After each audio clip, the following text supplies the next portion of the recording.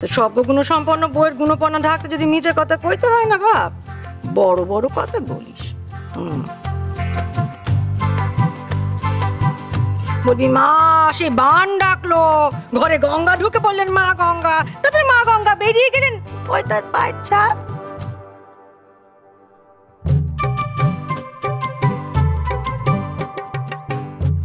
বেশ হয়েছে, গোয়েন্দা বউয়ের গোয়েন্দা শাশুড়ি। আমারই ভুল হয়েছে। হ্যাঁ রে বাবা, আমারই ভুল হয়েছে, তোর বউকে ঘর মুছতে বলেছিল। যা যা, তো জামা কাপড় ছেড়ে নে, ঘরে কি যা। দেখি উঠোনের কাজ আমি সামলে নিচ্ছি। মা মা মা আমি পারবো মা। থাক মা আমি পারবো, আমি শিখে গেছি। ও আমাকে এটাই শেখাচ্ছিল।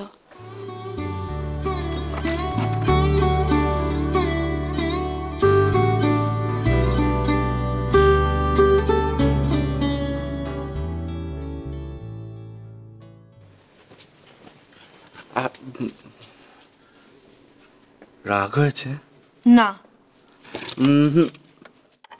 আমি ঠিক বুঝতে পারছি তোমার রাগ হয়েছে। বললাম তো না, সরো। ঠিক তো?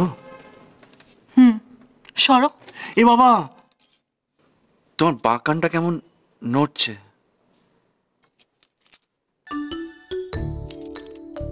এই দেখো দেখো দেখো, তোমার নাকের ডগাটা কেমন কাঁপছে।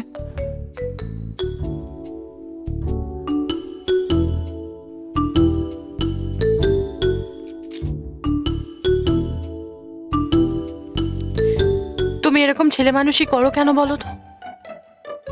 চাপ বাবা, সত্যি বলছি, সত্যি কাঁপছিল। এই দেখো। আমি তখনের কথা বলছি। কখন? কি দরকার ছিল আমার সঙ্গে ঘর মুছতে যাবার মায়ের সামনে? কি কি মায়ের সামনে? শুধু শুধু মায়ের কাছ থেকে বকা খেলে তুমি। ওটা দারুণ খেতে, আমার খুব ভালো লাগে।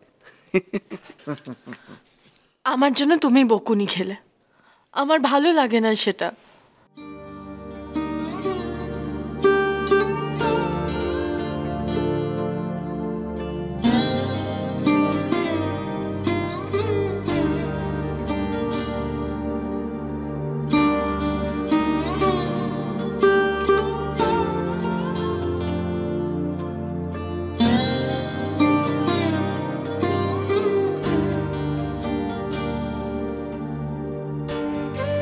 কেন?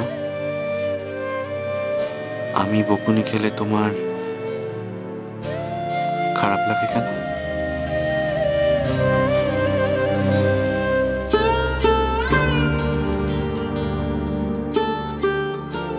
জানি না। আমি জানি।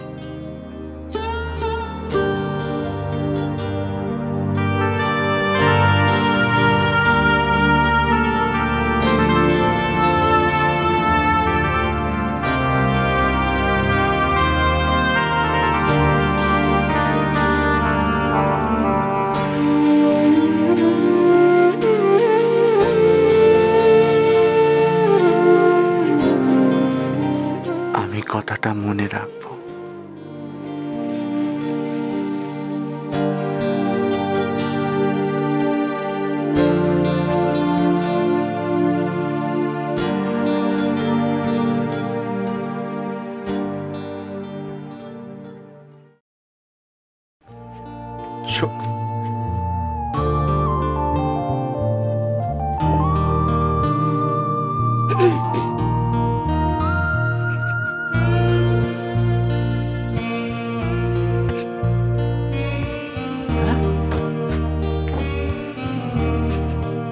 হ্যাঁ ছোট, এসব কে করলো?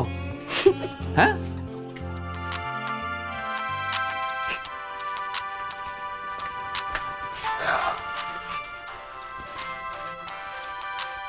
টাকার ফোন। দাদা, আপনার ফোন কি এটা? না, আমার মোবাইল তো আমার কাছেই। ও, তাহলে নিশ্চয়ই কেউ এখানে ফেলে গেছে, বুঝলি?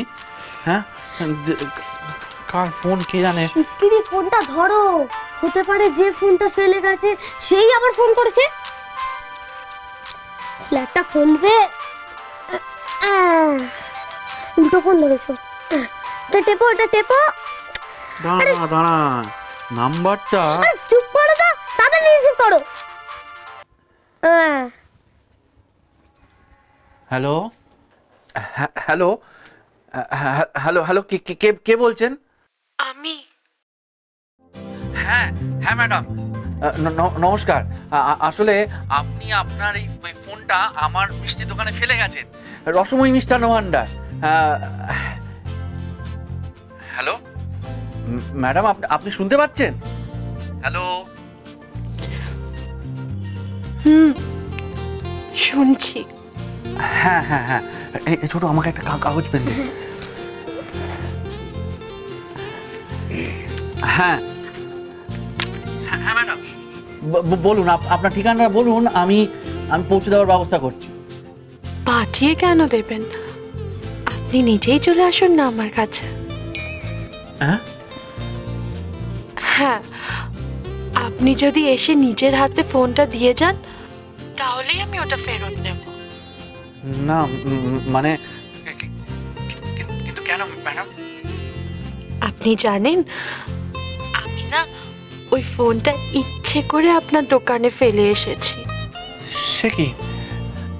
হ্যাঁ, আপনি যখন ওই ফোনটা আমাকে ফেরত দিতে আসবেন তখন যাতে আমি আপনার সঙ্গে একটু সময় কাটাতে পারি, আপনাকে একটু কাছে পেতে পারি। আপনি এসব কি বলছেন ম্যাডাম? ঠিকই বলছি, আপনি বিশ্বাস করুন, যবে থেকে আমি আপনাকে ওই টিভিতে দেখেছি না, আপনার সঙ্গে দেখা করব বলে পাগল হয়ে যাচ্ছি। আমি ওই অনুষ্ঠানটা শুধু দেখতাম আপনার জন্য। এসব আপনি কি বলছেন বলুন তো? আপনি তো একজন ভদ্র মহিলা, এভাবে আপনার কথা বলা উচিত না। মনের কথা বলা বুঝি অন্যায়? দেখুন, আর আমি কি করে? আসবেন না, এইভাবে আমার মন ভেঙে দেবেন আপনি। দেখুন ম্যাডাম, আপনি কি চাতা বলছেন? আমি বিবাহিত, আমার বউ আছে। জানি তো। হ্যাঁ, আপনার বউকে আমি টিভিতে দেখেছি, বিশ্বাস করুন ওর থেকে শত গুণে আমি ভালো।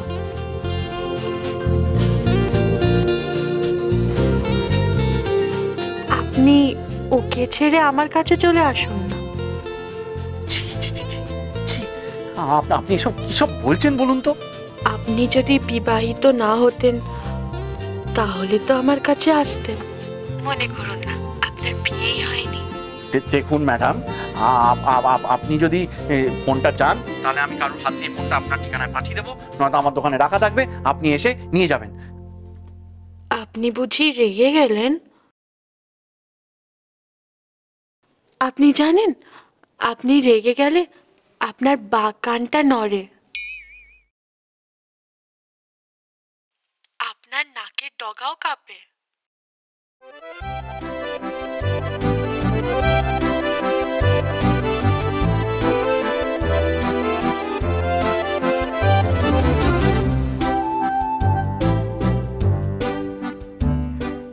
তাহলে এবার ফোনের মালিকের নামটা লিখে ফেলো, নিশীথ ঘোষ। ম্যাডাম, আমার কাছে তো একটা ফোন আছে, আবার আরেকটা কেন? ওইটা তো সবার জন্য, আর এটা শুধু আমার সঙ্গে কথা বলার জন্য।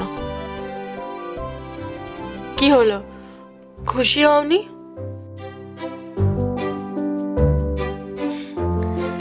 তারপর বিবাহিত নিশীথ ঘোষ, তুমি বিবাহিত বলে বুঝি আর কারোর সঙ্গে দেখা করবে না?